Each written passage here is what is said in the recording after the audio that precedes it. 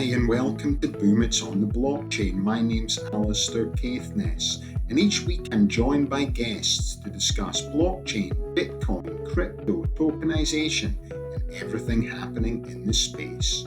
Enjoy the show. Hi and welcome to Boom It's on the Blockchain. My name's Alastair Caithness. We are into our 94th show, and today we've got a special guest all the way from Japan, Alan Malcom. How are you, Alan? Hi, Alastair. Yeah, very good. Thanks. Great to be here. Yeah, you don't look very Japanese, actually, Alan, if I might say so.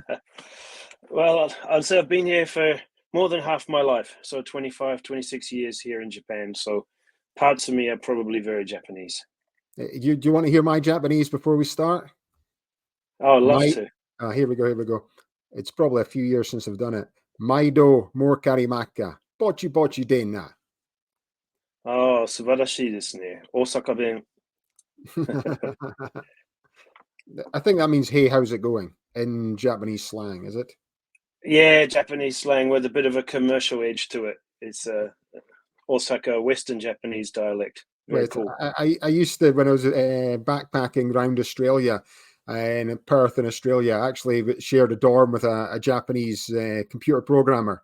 So we were in bunk beds. So he taught me a few Japanese phrases, so that's what I got my Japanese excellent. from. Excellent. So let's kick on with the podcast then. So just to kick things off then, Alan, do you want to give a little bit of background about yourself and the project we're talking about today? Sure. So, personally, I'm originally from New Zealand, but as I said, I've been here in Japan for more than 25 years. I've worked predominantly in the education, learning and development, corporate training space, both in Japan and across the greater Asia Pacific region. I'm driven by a passion for people and helping people to make progress and advance in their lives through access to opportunity and learning, which has, led me to be involved in some of the more well-known and more larger contributing education businesses around the world. Like Pearson, where I spent 9 years, and Udemy, which is my full-time role at the moment here in Asia. And today I'm going to be talking a little bit about UNIPLAT, which is our equitable platform for researchers, educators, and entrepreneurs the world over. So I look forward to sharing a little bit more about that with you today. Perfect. So just give the viewers who don't know anything about UNIPLAT a little bit overview of how the platform works. Definitely. So we see UNIPLAT as the world's first online platform to support entrepreneurs, researchers, no matter where they are in the world, whatever their geopolitical situation, whatever access they have to technology and opportunity.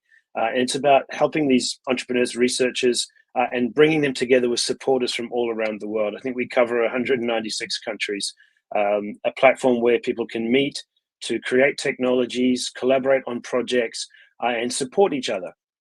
And the first role of this is creating a forum where technology, research, endeavors, and ideas can be shared across borders, which are sometimes restricted for many people.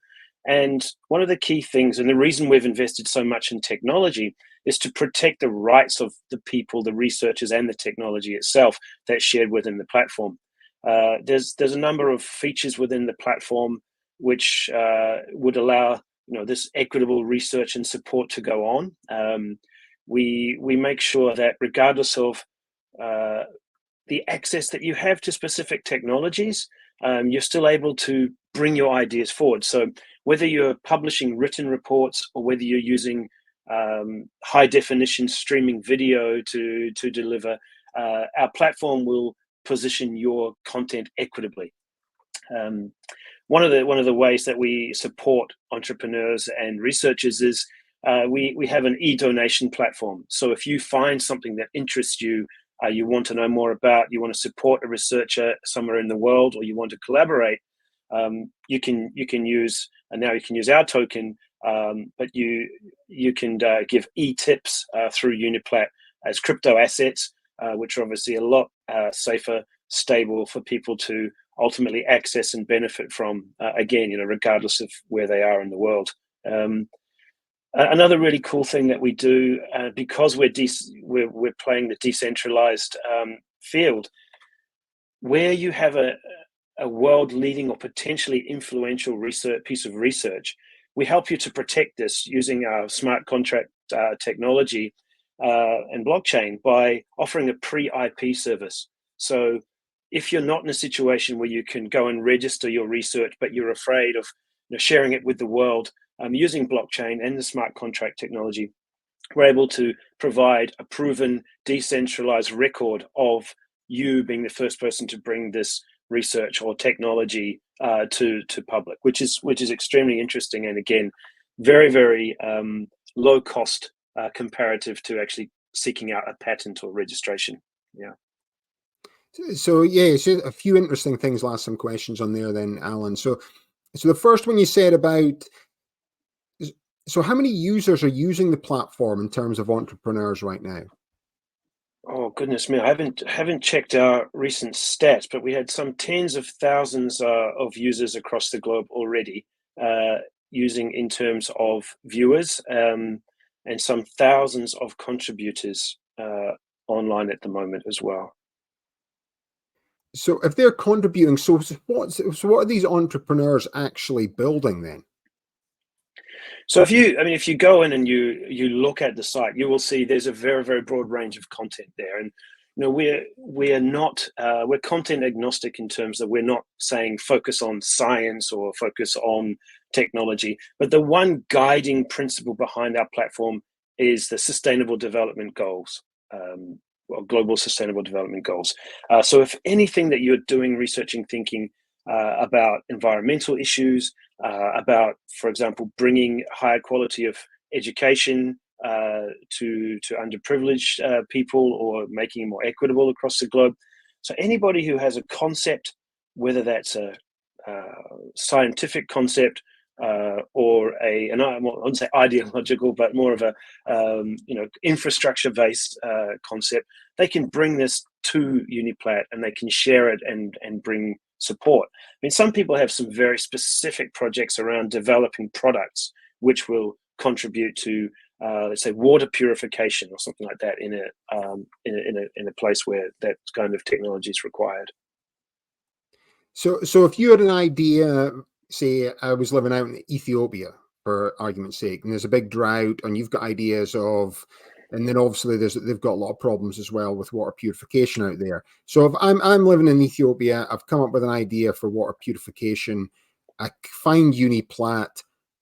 Well, how does the stages work then? What happens then? How does the funding come in? Who can see it, and how does the whole thing develop? If you go through a sort of model of it. Yeah, so I mean, the financial support flow is quite simple. Basically, if you've got a project and you're looking for funding, or you're looking for support or collaborators, you would come to the UNIPLAT platform.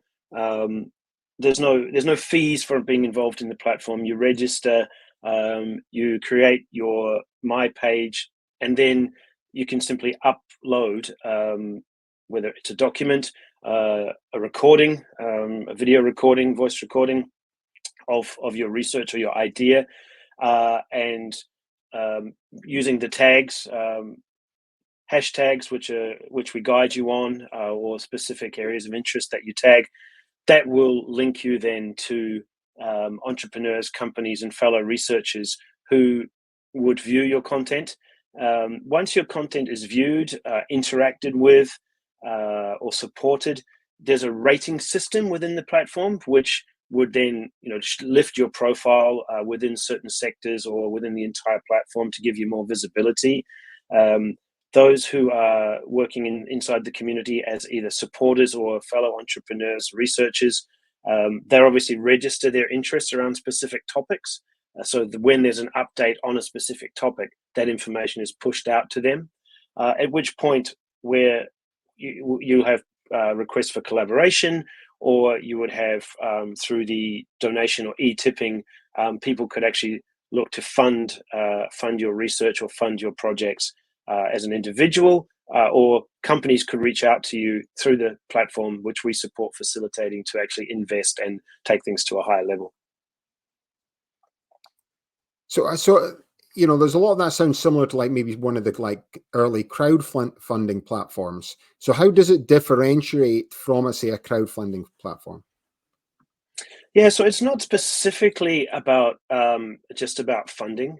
I think there's a number of kind of sources of, I guess, of value that we're creating within the platform, and the focus is really significantly on social contribution. So it's not every single project is just seeking funding, although obviously because of the support that we have and the engagement we have, this is one of the more attractive pieces. But it's a platform also for collaboration. It's also a way to get stories out for people to identify and highlight issues, opportunities that wouldn't usually be able to get out into the real world. And it's a I think it's the fact that it's equitable. So we don't say, hey, you need to have a certain level of pitch deck before we're able to come out and fund you, or you don't have to drive this. You don't set specific goals. It's much more driven by collaboration and by interaction of like-minded people. Okay, so if the like-minded people, then how do they work out the value of the projects, and when the companies come in or individuals come in, at what point are you involved in doing this, or does the platform just do it automatically itself? Yeah, so predominantly it's small donations from individual supporters to researchers to help them, seek out, further development or resources, or to seek a full patent and things like this. But when we get to large scale projects, to be honest, then a lot of this conversation would probably go offline, and we would support and facilitate the consultation of this. Again, these are not paid for services on the platform. This is all just letting the infrastructure and letting the ecosystem flow. So when we get to significant scale around some of these interactions, then our global network and our network of advisors and ambassadors step in to facilitate and support at this So, stage. But I think down the track, it's once we get more critical mass, I think more automation, more reliance on the platform and ability to move faster is the ultimate goal. so you spoke about ambassadors involved in the project. How many ambassadors are involved in it, and how do people become ambassadors, and how do you, sift through everyone to choose the right people? Yeah. How many do we have now? That's an interesting question. We have around 30 ambassadors on board at the moment, as well as a number of, I think, around 10 um, expert advisors who make up our advisory panel. And they're located all across the globe in different industries. Again, we're quite heavy on getting support from people who are powerful in the blockchain space and technology space, but also those who are involved in community level projects and involved in community changing and nation changing projects at different levels. So how does one become an ambassador to support us? I think reach out to any of us who are listed on the UNIPLAT platform as advisory panel members or our executive, and we'd love to hear what potentially you would like to offer, how you could support us, and how you could support our mission globally to continue to create this equitable platform. But we welcome people from all walks of life. Obviously, that's the point of it. And we're also quite focused on bringing in younger people, youth advisors, those that can really work with innovation and helping the next generations to engage with world-changing technologies and opportunities that we have. So yeah, the door's open. Reach out to talk to us, I think, is the key message there. Yeah. So, and the other thing you spoke about there that was interesting, I thought, was that, the patent idea, how it's encrypted on the blockchain and people haven't got through the patent process. How does your system actually protect the researcher, or how can they feel comfortable at coming onto UNIPLAT? So it is, it's a really tricky thing, right? Because it's to some extent social network, but it is a restricted social network. So anyone can post content. I think it's not difficult to register as an individual to post and share and seek out support. But to be able to receive funding and to engage in the monetization side of it, there's a few more steps that you need to go through as a registrant. On the corporate side, to ensure that we're not having people coming in stealing people's secrets and research, there is a lengthier registration process to prove that they're actually a registered entity. We have to have some proof of the identities of the shareholders, etc. Kind of a know your customer kind of approach on that side. And then we're really trying to make the pre-IP registration as affordable as possible. I mean, in the value of some dollars or some cents to register a pre-IP, which really does put that date stamp into the the blockchain technology to protect you there. So it's ongoing. I think security is always going to be something that we need to look out for, and I think that as we get deeper into developing more high stakes research, we're going to create a lot more secure spaces within the platform for people to engage in. So it's basically like early copyright type scenario in terms of. Yeah, I mean, look, obviously the world has different legal situations wherever you come from, and governments make decisions above or beyond the law in some places that we deal in, for sure. So what it is a way to have distinct proof that is decentralized, that is impossible to argue with, that this happened at this time. And this person was responsible for creating this, and we become the facilitators of that information. So it's a big step for many people on the way to getting their concepts and fully protected. So how many IPs have been registered through the platform so far then? Sorry, I don't have that information on hand, and whether I can disclose or not. Sorry. Yeah. No. That's interesting from that perspective. You also spoke about a token. So how does a token, or you've got your own native token, and how does that underpin the entire blockchain?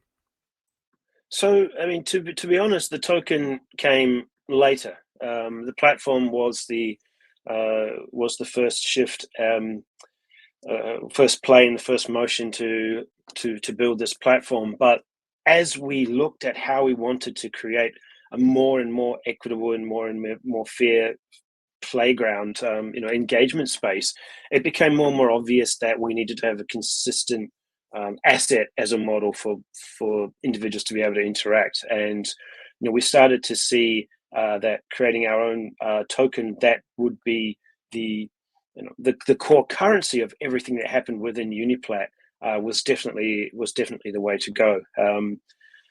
Beyond that, it kind of allows us to get into a few more spaces utilizing the platform and utilizing some of the technology and security that's engaged. So obviously the project finance and profit distribution model, which we have kind of brushed on, there's an opportunity there for companies to invest with the UPT token, and for individuals to be able to monetize that, or to receive that and then have that as their income for further investment or for usage within the platform. We can look at things like debt financing or loans model, which would allow researchers to invest in expertise or to seek out engagements within the platform as well. Equity finance. But another really interesting piece is e-commerce. So when people come to our platform with ideas, some of them are world changing, some of them are neighborhood changing, some of them are community changing, nation changing, but there's a lot of fantastic products that are being developed. We talk about water purity, for potentially a tablet which you could use to purify water that was at a much significantly lower cost than anything that's available right now. Or one of our contributors in Japan has created a magic skin protection, which is made of ultrafine particles of artificial film, which creates a barrier on the skin. And I've seen this in action. You can basically put your hand in acid and come out completely unscathed. So, all of these products that are out there at different levels of approval and haven't sort of made it to the global marketplace, creating a marketplace within UNIPLAT where the token UPT could be utilized as a currency for purchasing across borders, investing, etc., is something that's quite interesting, and we're looking at expanding on at the moment. So the UPT token, what chain does it currently run on, or is it like a stable coin, or give a bit more understanding of how it works? Yeah, sorry, this isn't totally my area of expertise. More on the PR side, but yeah, it's the stable token from my understanding, and probably best to do a follow up with with the token team on this one. But we're definitely launched on exchange in the Philippines about 6 weeks ago, going live in Singapore exchange this week or next week as well. So probably a bit more information to share at that point. So investors would invest into the project through the token then. So they would come in, invest in the token, and then say the developer or person, how do they receive the cash equivalent, or how does it all work from that perspective? Do they can convert it to dollars? Yes. So with our, I guess with our IEO, so to speak, the tokens will be available for those that want to invest in the platform overall. It's standard investment model, and there's a lot of people and entities that are interested in getting involved, and that will allow the funding on our side for us to continue to grow and invest in the platform.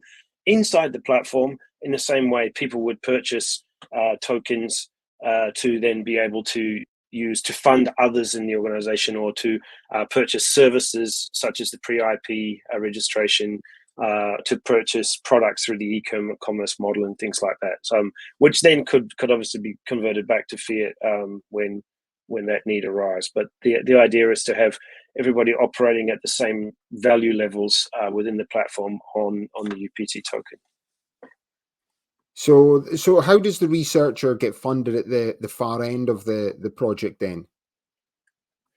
So they obviously the UPT right now. There's other digital assets as well which could be used, so people can fund by other coins. Basically, the thing is, you'll need to have a wallet at your end that you can convert. It will be the same for UPT as well. We work with different financial institutions in different parts of the world to try and find ways to make this easier for people in different parts of the world. So in each place there's a different partnership on this to make sure that the money can come in and out. But this is the thing at the end of the day, or the start of the project, was people will struggle to convert into fiat to be able to utilize their funds. So how people move, or what decisions they make, where they go before they actually start cashing out on some of their work is still quite a complicated piece of the puzzle. Yeah, but with everything changing now, things like PayPal, you can get Bitcoin, Ethereum on it as well. All the big sort of payment gateways, Visa, everyone's taking Bitcoin, so it'll probably help with that as well. But in the majority of places, yeah. Mm-hmm. Yeah. But yeah, there's still a lot of places in the world right now. Obviously, I'm trying to think. Western Union is still a favorite in a lot of places still to get money transferred. But their fees and their percentages are so high. So it's especially Middle East, Iraq, places like that. We used to do, or we still do, a portal for information in Iraq, and then a lot of our customers would still, do you accept Western Union?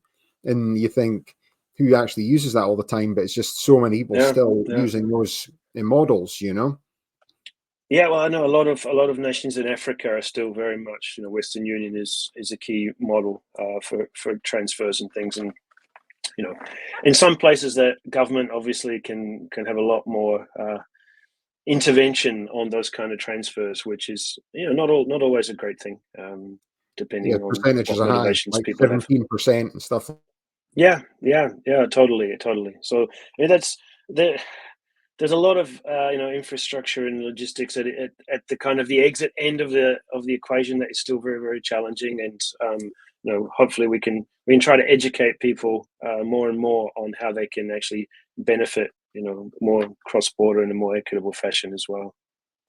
So do you have a lot of people from Africa using the platform now? A lot of ideas, Yes, etc.? we do. I would say Central Asia, the African continent, Latin America. I mean, it's very global right now. We started with a lot of support here in Japan because a lot of our development team were here in Japan. But the speed that we've gone into 190 countries has been phenomenal. And I think that was back to my point at the start. It was in Japan. It's very easy for me to create a live stream, go online and try to procure funding for my research, should I have any. But we've had people working in some parts of Southern America who didn't have a consistent Wi-Fi connection.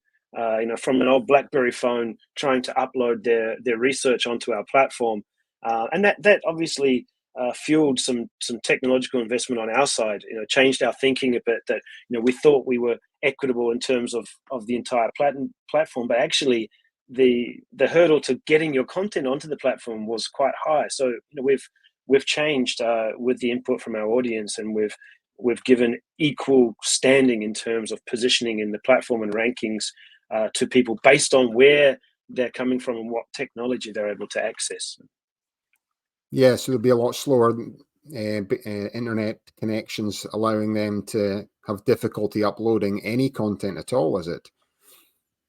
Yeah, exactly. I mean, we've got some really cool stuff, technology within the platform, such as live translation and live subtitling. So you could pump your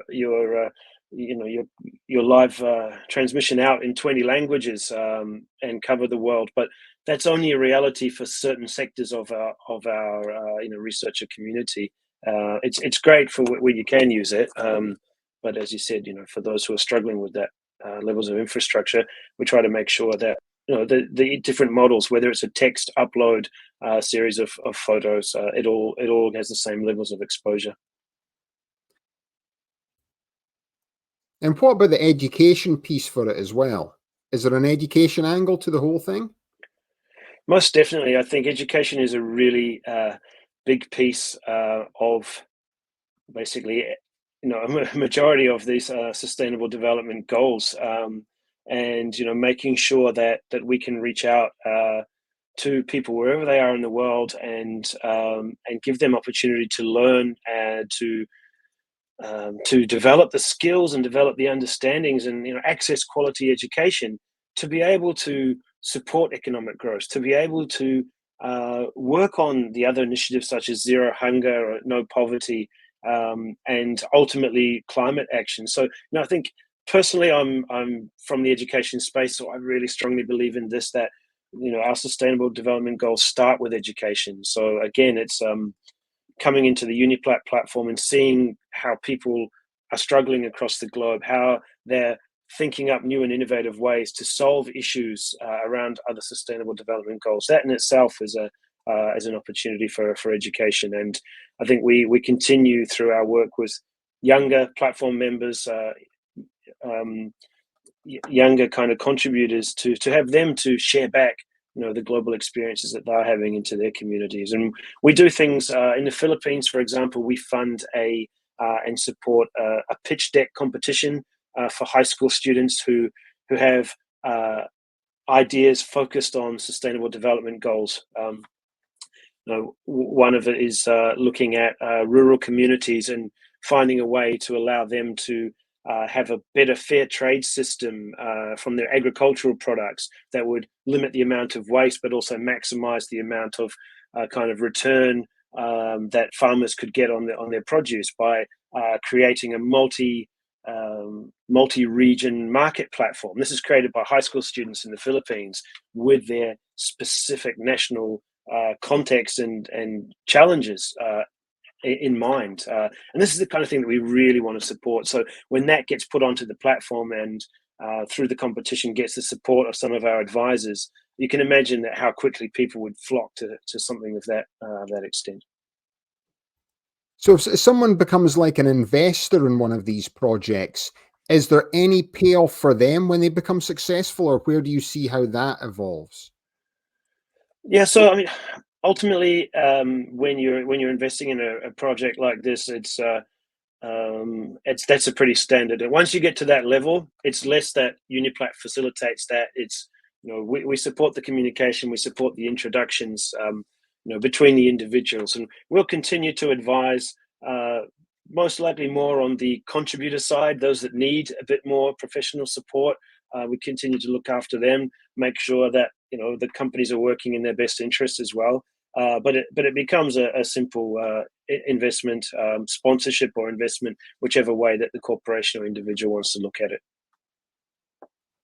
And from a legal perspective, have you got people of lawyers, etc., in the sort of crypto blockchain space advising you on this as well to protect the rights of the individual? Yeah, so I mean, there's being registered where we are in Switzerland. I think we've taken some of the longest steps required to set up this kind of business globally. But the thing is, it is all about protecting and making sure we can deliver on our promise and mission of being completely fair and equitable. We're very careful that we're not giving advice to people on what decisions to make, and we're not taking profit from that. We do have other services where we would link up our partner network, so we have legal specialists or finance, tax, accounting specialists in different countries who we could utilize to help people to set up businesses and what have you. And again, we're kind of a step back from that. I think for us, it's about creating the buzz and launching the initial facilitation and having that interaction. And down the track, I think I would love to have much more integrated services within the platform. And at that point, I think there's a lot more work to be done on the legal side and ensuring that we continue to protect everyone's best interests. And in terms of the funding behind the project as well, is there, is it seed funding or just a few investors, or how did it get set up to be so big at this stage? Yeah, we've got some wonderful founding mothers and fathers who started, as I say, as a passion project, but with a dream of it becoming what it is today and beyond. So we started out initially with a small group of investors, and I think the first real step has been this IEO, which soon will allow the general public to be share ownership in the future of UNIPLAT. That's perfect. That's perfect. That's super interesting as well. So is it going to operate a little bit like one of these DAOs, these decentralized autonomous organization, where the token holders can get to vote in the direction of the platform? Most definitely. I think that is one of the key kind of goals is to create a DAO to have it so that it's not simply owning a piece of a business. It's actually being a contributor to the community. Establish research institutes across the network.